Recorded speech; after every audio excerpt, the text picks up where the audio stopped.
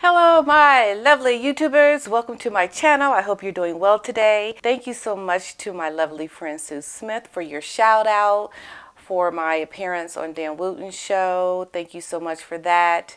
I really appreciate it. Check out her channel. She does a lot of regular stories on the other royals, their comings and goings. It's really good content, and I think you'll enjoy it. So check her out.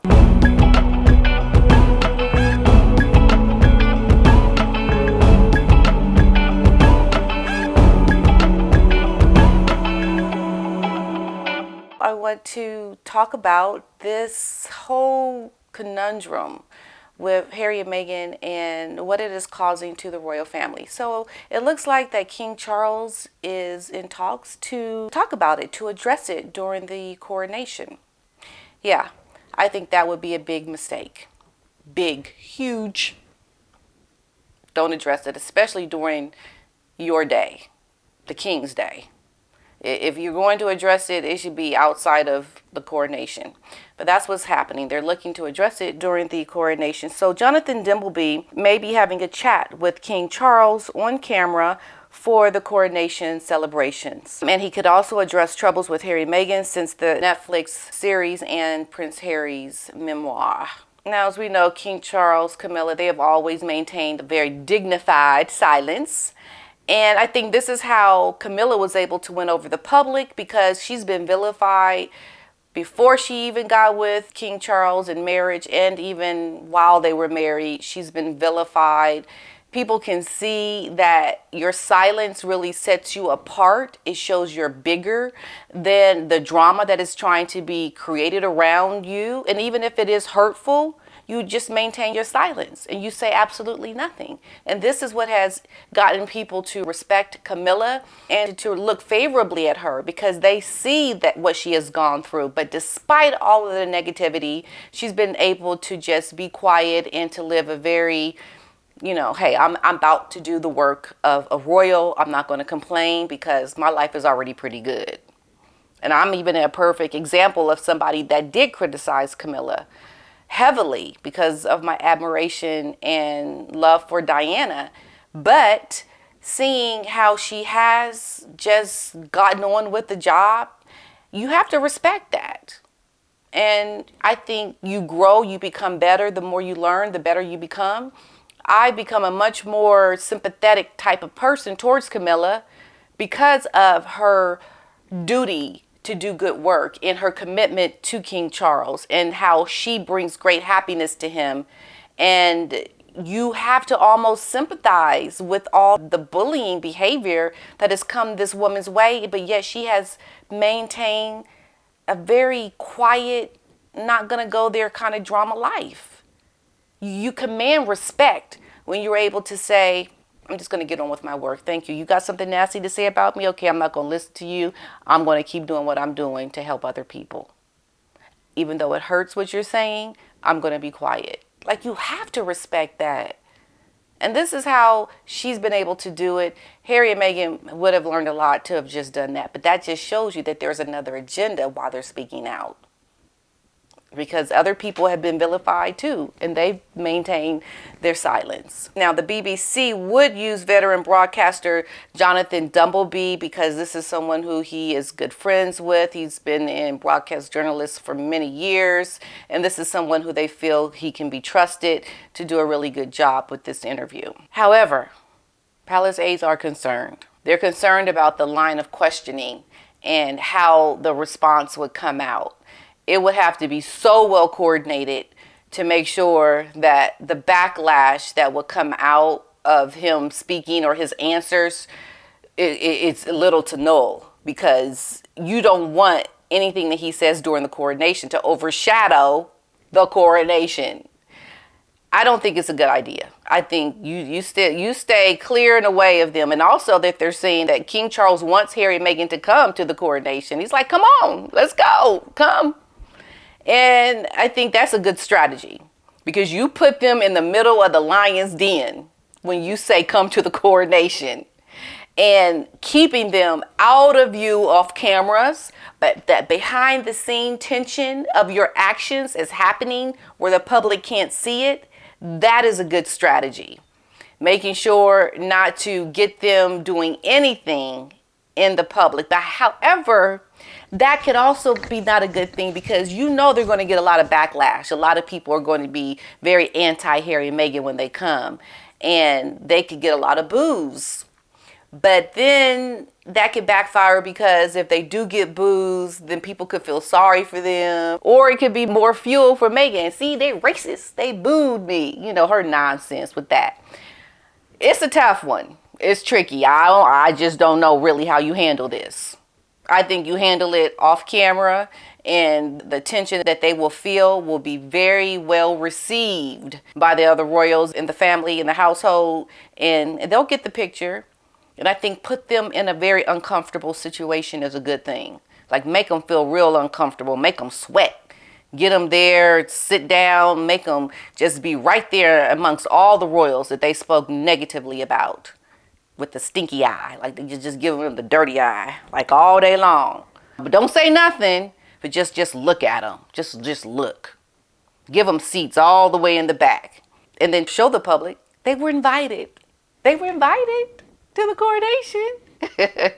But then behind the scenes, the real deal is going on. So however you put it, they're going to be doing this. The question is whether or not they're going to be planning to have him address the issues around Harry and Meghan.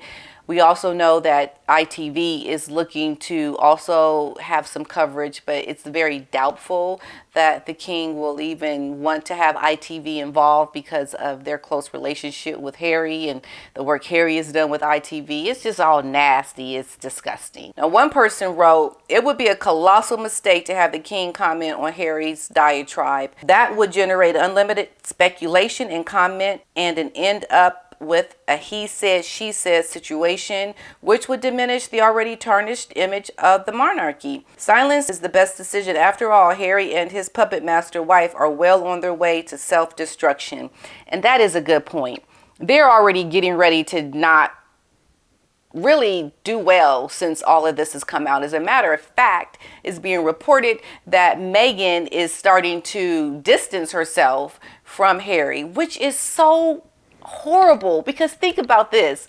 Remember when Meghan went to speak to the school in the Bronx over in New York City?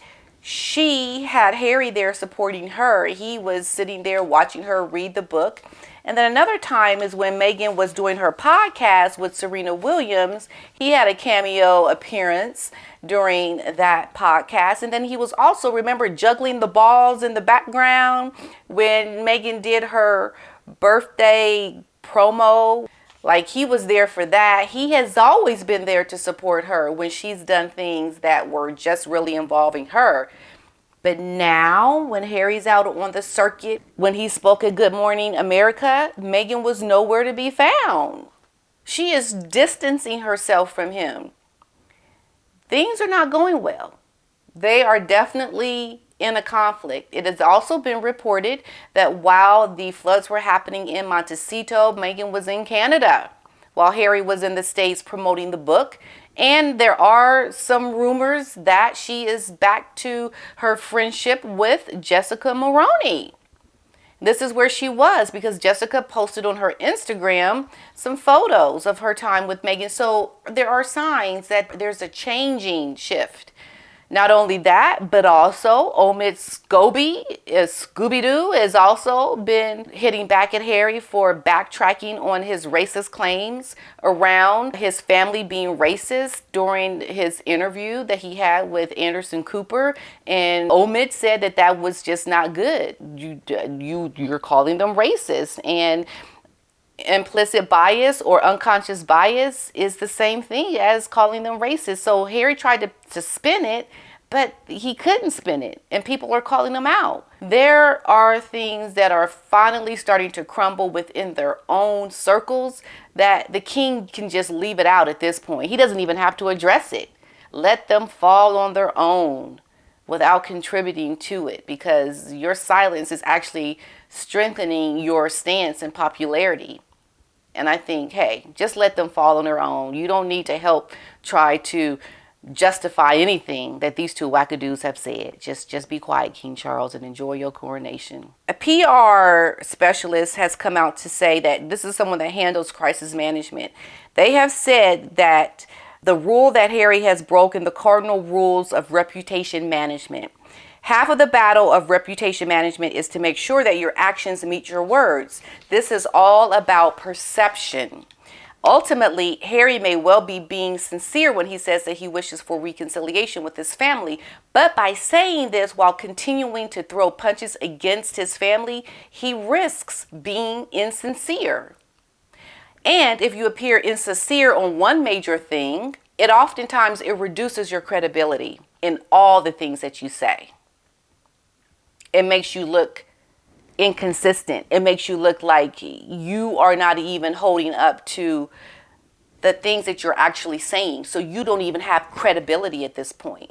So the king doesn't even have to chime in because he is hurting himself without the king chiming in at all. And then there's another situation. He criticizes the royal family for allegedly leaking private stories about him to the press. However, his reaction to all of this is then to air his own dirty business about the royal family while claiming that they're leaking stories about you. But you're leaking stories about them. Like, the back and forth of hypocrisy is just making him look bad all on his own. People can see that because people like myself and others are speaking about it. People hear it. They're like, oh, yeah, he is leaking out dirty laundry on his family while complaining about his family leaking things about him and his wife. People are not going to look at you as being anyone with credibility when they see you're doing it yourself. Come on now, just stop it. Just stop. Think about what they did when William and Kate came to the United States. What did they do? They released the promo to their Netflix docuseries. Why do you think they did that? To overshadow William and Catherine's visit to the United States. When did he release the book Spare? On his sister-in-law's birthday. Therefore, he has no credibility whatsoever.